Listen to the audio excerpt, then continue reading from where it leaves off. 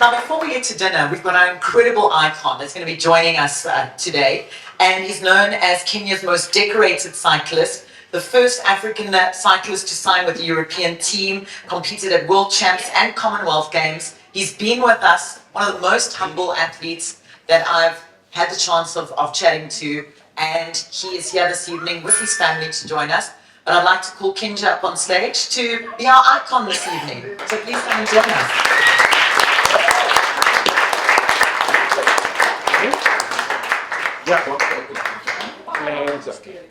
The dog is okay. The dog is okay, everyone? Just a team announcement. The dog is okay. But on that note, Buji Baba, Buji, Baba Buji, that is your nickname in the community. Please explain to that. You see, you mustn't tell me things over dinner, because I use it in my interview. First of all, I would like to thank everybody here and love anchors, and it's just incredible being here. So before we go to the questions, we really like to appreciate a few people who have really worked with us in this journey, starting with Mr. Oscar, really supportive back in the days, Paulos, Andrew, Robbie Stay, and all of you icons who have been incredible supporting the situation. Much appreciated.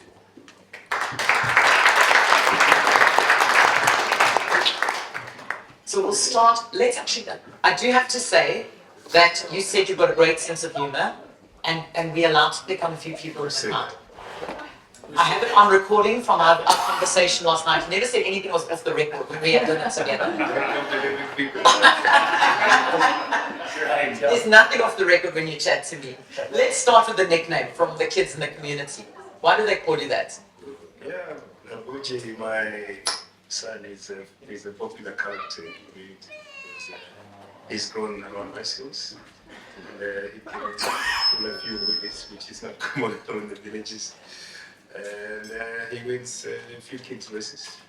And he has also the opportunity for his dad. So they don't know my name, which was the famous one. So not the famous one, so they call him Babuchi, which means Buchi's dad. Yeah, that's the show. Let's just start with your cycling story. You started cycling at an age where there was no social media. It wasn't what we're seeing today in terms of cycling athletes coming from the continent. How did your journey start? Yeah, there's the long version, the short version, and maybe the shorter version of the story, so it depends on how much time you have. The longer version can take up to a week. I should have asked you when we arrived on the first day so you could tell us during the rides. The longer version can take 12 hours. So, yeah, so my journey through cycling was a journey that a lot of people here, basically people my age, I'm 54. So I reckon the people back then were really icons. Nowadays we have social media icons. The people in here, these are really icons. I've seen no one on the social media. You, no.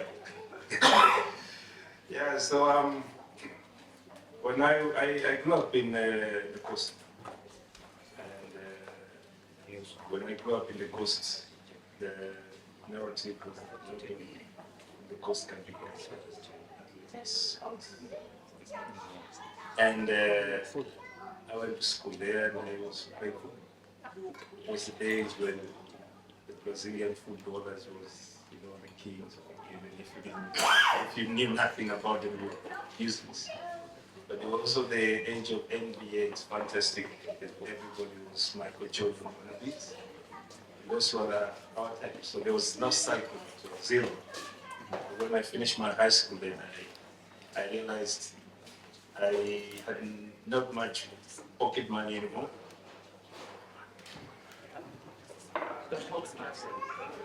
It's my sorry guys. So I realized there was little or no money at all for me to go across the football, and we always play football at the beach. So I learned myself how to run bike at the age of 21. That's when I learned how to step on a bike and pedal. And soon after, I put a little funds together and I bought the cheapest bike I could find. It was a little BMX. And I realized I couldn't ride it. As it was a kid's bike. So I started modifying it. And that was the beginning of the learning of a bike. So I had to cut metals and buy things and modify. I had to make myself a bike. And I was falling in love with what I was creating. And I would go to the beach and play football, but my eyes were more on the bike in my mind.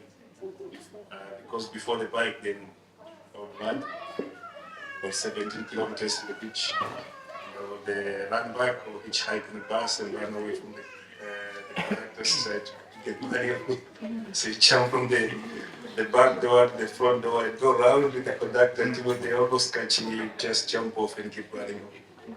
This was a character that I didn't want to be anymore, so I worked on it. And then I went to my first race, which I was thinking was people. I played football, I played basketball, I was running, I was dodging conductors, and I was a tough guy. But when I did my first cycling race, I was completely humiliated. I never got home that evening because I was too bad that I couldn't even go home. I spent the night somewhere in the bush villages. And from that point, I realized I had to stop everything and think what happened. And that was the beginning of my cycling career. And you went on to, let's talk about the Commonwealth Games. Arriving at the Commonwealth Games, you've got an incredible story. You were going for track, for road racing. You're actually a road cyclist. Yes. Tell us what went down when you got to the Commonwealth Games. My first Common Games was in 1998 in Kuala Lumpur, Malaysia.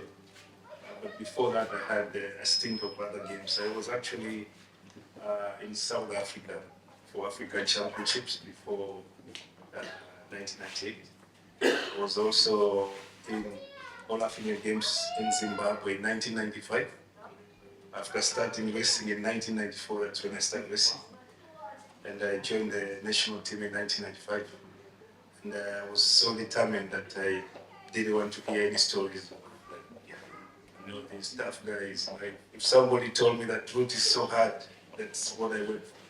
If somebody said that race will be brutal and people, that's what I went for. And so I qualified to go to the Commonwealth Games for the first time. And actually, in the road race, I was in the breakaway with a famous South African rider by the name Robert Hunter. And we ended up calling him because he was the boss. He was the only name in the professional races. But I wouldn't take him to this shit.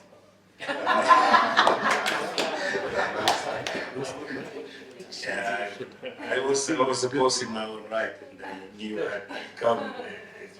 For me, they were more of like soft riders with a lot of good equipment and support.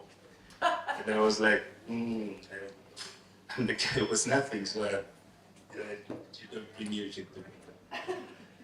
And we stayed in the breaker for about 3 hours, and we were leaving.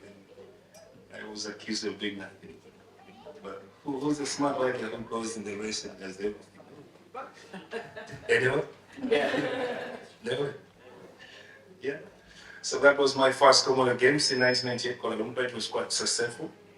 Yeah, and I made a name for myself. I made a lot of friends from other countries back then. And when I came back to Kenya, I was thinking, I need to race more. I need to go places, and that was the main challenge. And those challenges, the challenges of trying to find the fees, trying to get to those races. How do you even hear about races with there's no social media? Where are you hearing about these global races? We would get old magazines, a month old if they are new. So if we got a magazine that was a month old, then that was really new to us. There was no social media, of course, and been in Kenya, so you won't get anything on TV regarding cycling.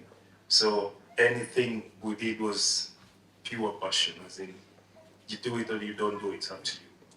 So we were very fond of getting this magazine. So if we had a friend who came and maybe found us and we know he's going back to you, would you send us magazines?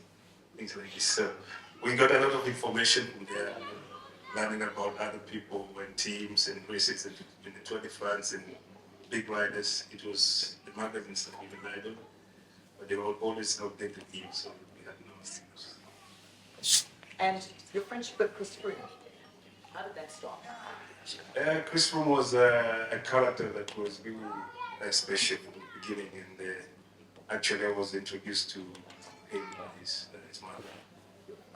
When that being my greatest supporter, because when she realized how much trouble we go through by the federation and the amount of energy and passion we had, she quit her employed job and she signed for a part-time job so that she could support. And Chris was a young boy who would never call it quits. We sometimes did a lot of hard stuff. Being in Africa, we don't consider South Africa as African country.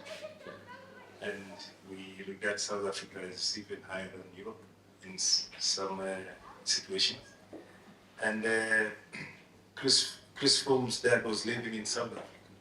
So we had a white boy whose father was in Europe, mind, and the mother was supporting us for no apparent reason, and the kid who is taking all sorts of punishment for no apparent reason. So we were like just being sorry for him, as in, we're sorry you're white and you have to endure all this. I have a lot of questions, but I know you guys have questions as well. So the floor is open. Any questions? There we go. Rory? Can David tell us how he was recruited into a European professional cycling team, and which team was it? And how did it go for how many years, etc.? Yeah, so in the year 2000, when I had a wild card to go to the Olympics in Sydney. Back in the days, there was no B World Championship because they would have all the top cycling nations, scooping up all the positions, and the non-traditional cycling nations had no chance.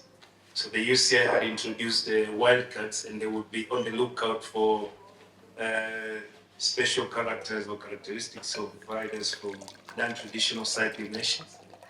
And so, because of my endeavors, the UCI had sent wildcard entry to go to the Olympics. But the wildcard had to be given through the International Olympic Committee, that's IOC, and then to the National Olympic Committee, and then to the relevant federation. Yeah, but out there with the corruption and federations acting like politicians, so my wildcard was sold to one of the rich kids, obviously. So I never booked myself to the Olympics, so the federation would just write some funny stories, maybe injured or not available or something like that. Yeah, but when the UCI found out later on, so they give me another wild card to go to the World Championship, which was in the same year, but that was now in France, in Plouay. So I ended up going to the World Championship. I'm in so much trouble. I made it to the race, which I had prepared to do the road race. Yes, I was going to do the Olympics, the road race. I was doing a lot of endurance and power training and speed training. And I knew the Olympics and the World Championships, like 250 kilometers long race. Yeah, but when I go to the World Championships in France, they only allowed me to do the individual time trial because the team rules for the road race support car mechanics and all that. So I was by myself, no federation, no officials. So I had to do the time trial, which I was not ready for. I had no time trial bicycle. So I ended up riding one of the ladies' bicycles from the French Cycling Federation. And normally the men's cycle, timetable started in the afternoon, and I was the second one off because the rankings go with the strongest riders, the previous winner starting from the end. And I was the second one to go, but just after the first rider had gone, it started pouring down heavily. It was crazy. And I had a driver to follow me who was not speaking any English, but he was my DS. So we had made a plan that he will use the horn. If he hooks one, I go right. If I hooks twice, he hooks twice. And so it was a joke. But it was not my race anyway, I had to do it. Otherwise, I was in the World Championship for only one slot. And I had to go the hardest. I had this helmet, there was still not, they had not made the nice temperature helmets you have nowadays. They were just a shell of plastic. And the one that was free was quite large, so it kept on falling. My face, you have to stay down and you go down, it covers it. You have to get it back. Yeah, and it was all on TV and recorded. So I did a very good time. I did an average of 46 kilometers per hour, I guess, which was something they never expected, because in the Olympics Games there was a swimmer from Equatorial New Guinea who had swum the slowest 100 meters ever, and so I was gonna be another case of the same in the World Championship. So it did happen that way, and I got to be in all the newspapers the next day. So that made me quite famous. And in France they have huge newspapers. You open it like 4 times when it's like So after this, I was approached by Shimano, and they happened to be sponsoring a big mountain bike race in Australia called the Crocodile Trophy. So back in the days, the Crocodile Trophy was the mountain bike version of the Tour de France. And I didn't know what it was, so I was just happy. Yes, somebody wants to sponsor me to go and race in Australia. Fine, let's do it. I had been to Australia before, because this was in 2001, but I had been in, no, I had not been in Australia. I was not in Australia.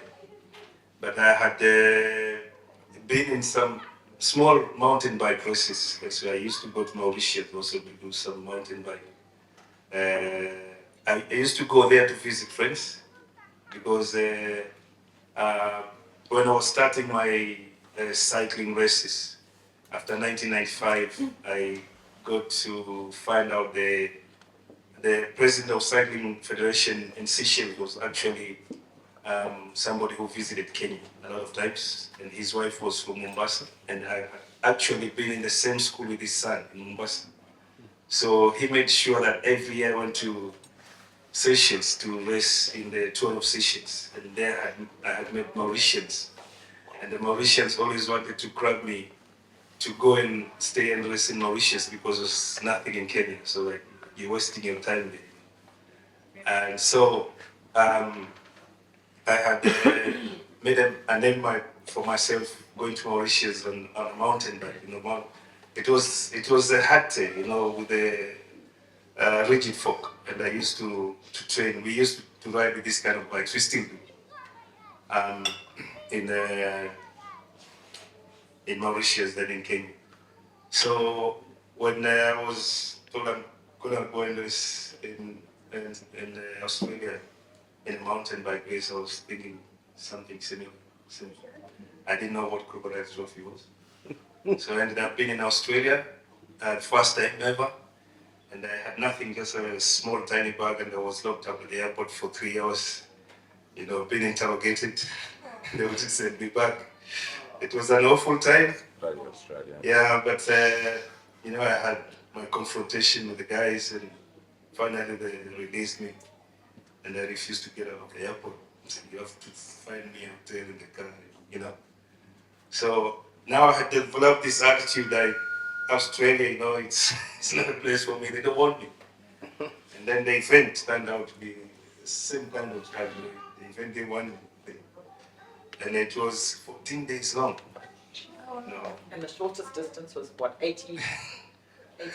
Yeah, the shortest distance was the most brutal.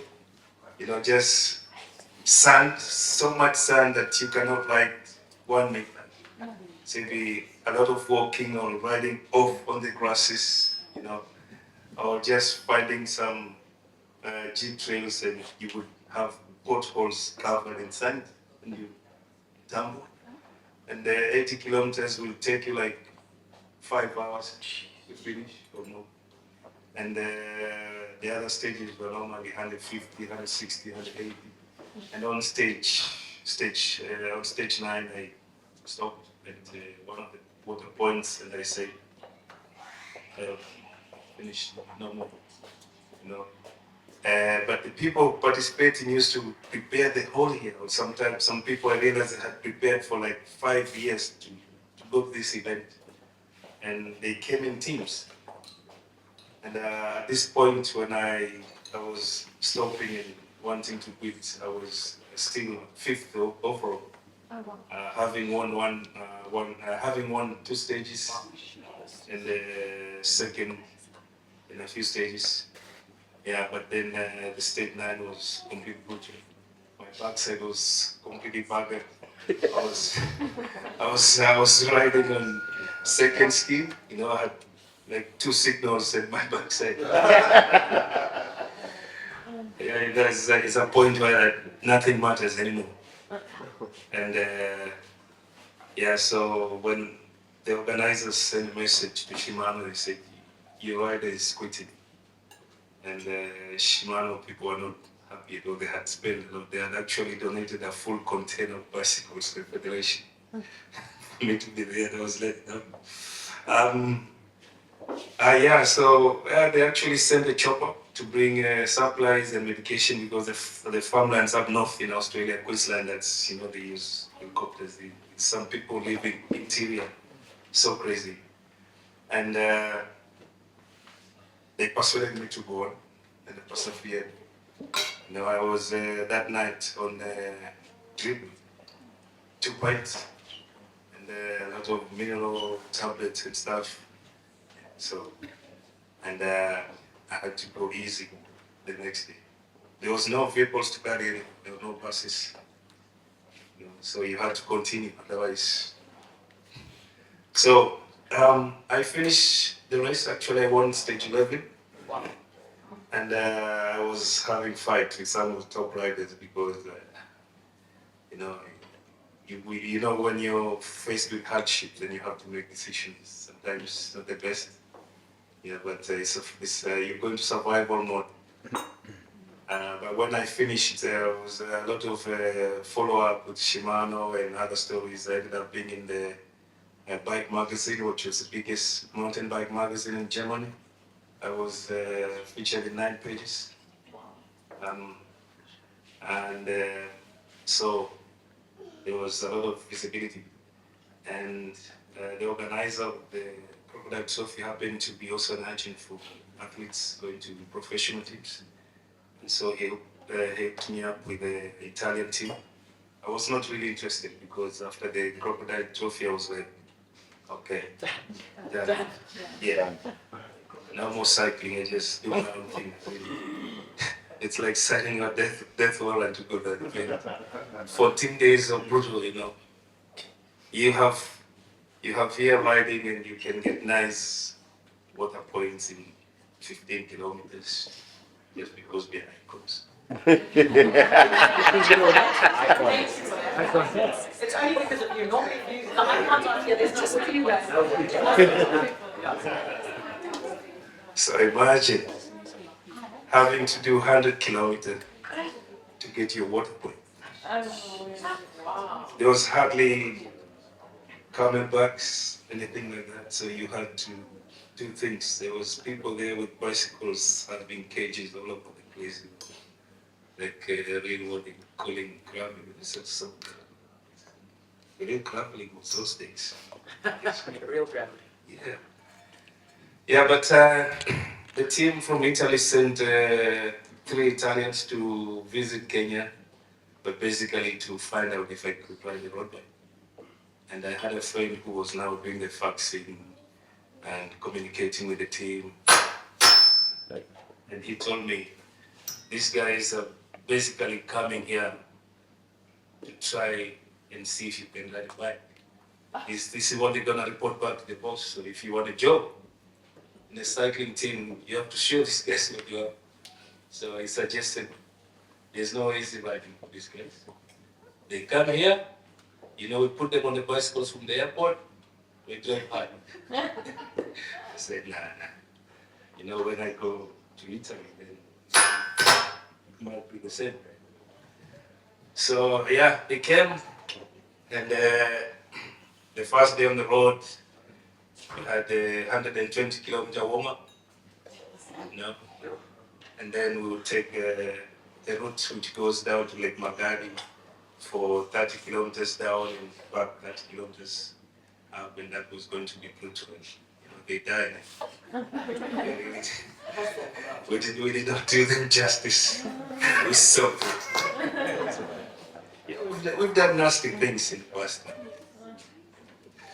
I don't think it's nasty. I think it's you guys. Yeah, but that's how I ended up in Italy, because when they went back, I was immediately told pack and go to Italy. That was end of 2001, and I found myself in the first winter in Europe. I'd never been in winter before. It was great. It was brutal.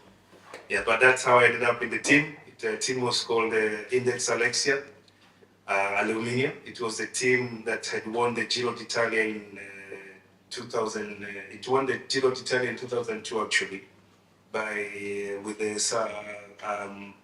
Paolo Sabodelli. So he was joining another team already. He was like a subcontractor, but I was going to train with the team and sign a contract. So in 2002, actually, I signed the first contract. I stayed there for some time. But this was also the time when Euro was coming introduction, and the European Union. And so lots of these countries were ditching their currencies, the lira, the Dutch, the Deutschmark, and all that. And they were unifying under one currency, which was going to be Euro. And so there was a lot of troubles and economic issues, and our team actually went down alongside Jan Ulrich's team, which was called Team Coast. And I was remained to join a mountain bike team by Bianchi, because we were riding Bianchi bicycles. And I was going to join it was one of the best mountain bike teams back then. It was called Bianchi Motorex. Yeah, but I was not interested in the Bianchi mountain bike team, so I went to Belgium and I did the criterium, they call it the Camis.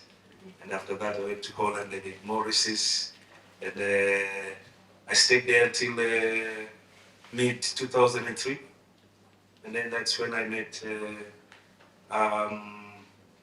Kevin Lamarck, who organized the first Cape Epic. And that's how I came to do the races in South Africa. Incredible story.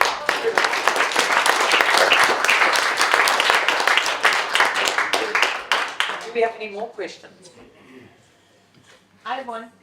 So when you went to Europe for the very first time, so in Africa, people know Africa. They kind of have an awareness of Europe, but it's Africa, right? And you're very proud of being African. And the first time you went to Europe, were your eyes like ginormous? Like what was that experience like for you? I was quite exposed as a person who grew up in the coast, so by the beach, there was lots of Europeans, Coming there. foreigners coming in. I was used to it. But before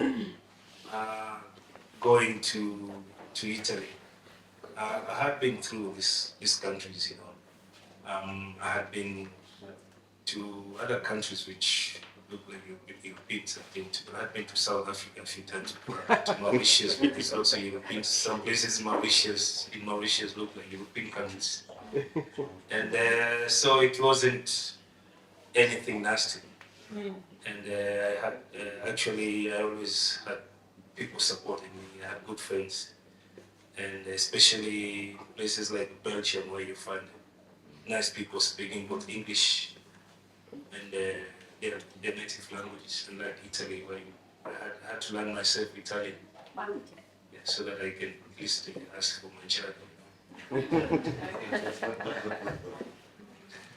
Yeah. So it was nothing for me. I was so focused in cycling, and I was starting to feel the weight now as an African rider who was joining professional teams, and that was not. The main thing was like there's no. I couldn't meet African riders or people from Africa. And yeah, I think Robert Hunter was still riding, but we never considered those as Africans. Yeah. I didn't know that you had such an interesting start at the world stage with triathlon. So I'm just curious to understand. Were you training Chris Froome when he went to the triathlon, when he went overseas? Because he also missed the road. Did you tell him to listen for the one beep go left, two beeps go right? Because he also went to the wrong road when he was at the Olympics. Yeah, Chris Froome was always a character. He had many funny stuff happening. We used to laugh a lot. He was sometimes a cartoon character for us. We never took him any serious. And honestly speaking, personally, I never thought of him as somebody who would rise up to the level of 24 and win. He was really a joke. But he had always, a very strange determination that it was also a laughing joke for us. And he was too determined. Being a white boy in big African villages, he was just too determined. So it was also a laughing joke. It wasn't real. How can it be? How can it be? And he was thin with his elbows coming out. But we were always very good friends, and especially when we go to up country to my parents' little farm, and he would carry a big bag of avocados to bring back to Nairobi and save some of those rich families around Karen to save some monies to buy some bicycle parts. Yeah, but when he came to South Africa and he found out how much cycling was there, because his dad sponsored him for high school in South Africa, and he found out how much cycling was there, his eyes would open like this.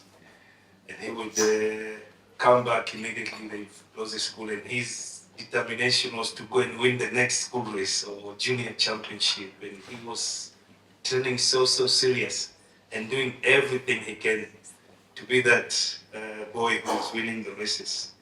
And the Kenya Cycling Federation never took him any serious, but he was already winning all the junior races locally. But the federation would not consider him as a Kenyan because, as in, yeah, you won, but you're a Muzungu. So, and this is when now we started taking him serious because we realized, this federation cannot be this nasty. They're almost racist. So we started fighting for him, and when we started fighting for him as one of us, now he had so much energy and he did everything to prove himself in the federation. And he finally we got him in the Kenya team to the Commonwealth Games in 2006 in Australia. That's incredible. Wow. Now, you're not the famous one in your family. I want to call out the famous one. I've got a chair right here for you. Which is the famous one there. Give it Bougie a round of applause.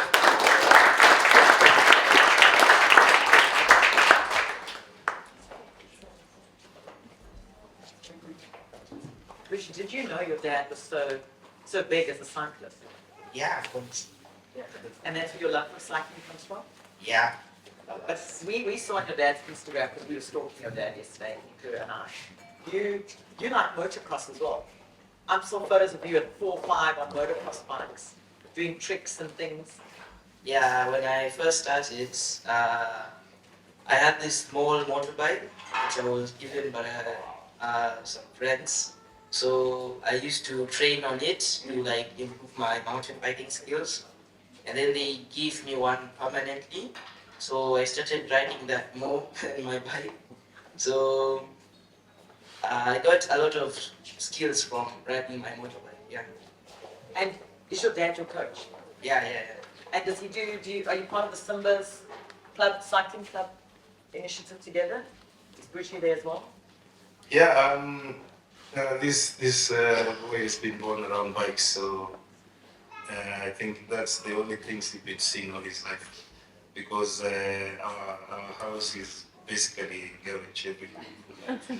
From the toilets to the bedrooms, you know, anywhere there is space, there will be something cycling around, the shoes, wheels. There's like 5 bikes in my room. So you've got 5 bikes. Yeah. Yes. And we even have a spare bed in his room, in his room for his friends when they come for sleepover. But the bed is never used because it's bicycle spares and hips, broken wheels, tires, boxes. Yeah, and it's always it's the life. That's how it is. That's what he lives. If I can make a correction there, those 5 bikes are not his bikes. They're bikes that Kinjah keeps in his bedroom for other kids to ride. Yeah. Yeah, that's true. Yeah, Buji has got lots of friends. Yeah, he got lots of young friends that he also helps to inspire in the sport. And they're all part of the Safari Simbas program that we use the cycling as a platform for education. And Buji very kindly helps now to teach them how to use the tools and to share the knowledge that he's gathered over the years. What's the hardest part of you that you need to learn about the bike? Was it the technical, learning how to fix things? Yeah, actually, because riding is much easier than fixing. As we know. What did you think of the trails out here? They're amazing, actually. We don't have anything like this in Kenya. All our jumps are like small jumps that children can go over. So it's been a really amazing experience for me. Any questions for Bushi? What's your next race? There's one in Narumoro. I think it's in, when is it? And September, yes. Yeah. Hopefully I win that one as well. We were holding some for you. You went out on a e-bike today. Was it your first experience out on an e-bike? It was not my first, but I've ridden an e-bike before, but not in such a long distance. And did you feel the power? Because we saw you flying over those, coming in here, flying over the jumps with us. Yeah, I can see now why people like e-bikes. We didn't like him on an e-bike. We did not like him on an Did you e-bike. school those guys? Kinda. What was the funniest moment out on the trails today? Come, tell me. Give us the. When I fell, actually. Did you fall? Yeah. I was following Ines, and then like he went over a jump, so I tried to follow him, and then I went up, and then I went down. The down part was not so fun. So I landed on my front wheel, and then I went straight over the bars. Yeah. So who saw that? Who was behind you? Did anyone see that? Yeah. Did you see that? Is that how it happened? I'm front row seat, yeah. I didn't expect him to get up that quickly. You just got back I out. was like, And would you come back and do this event? Yes. I want to come back more often here because I really like the trails. Fantastic. Any more questions as we wrap up? Okay. Let's give our 2 icons.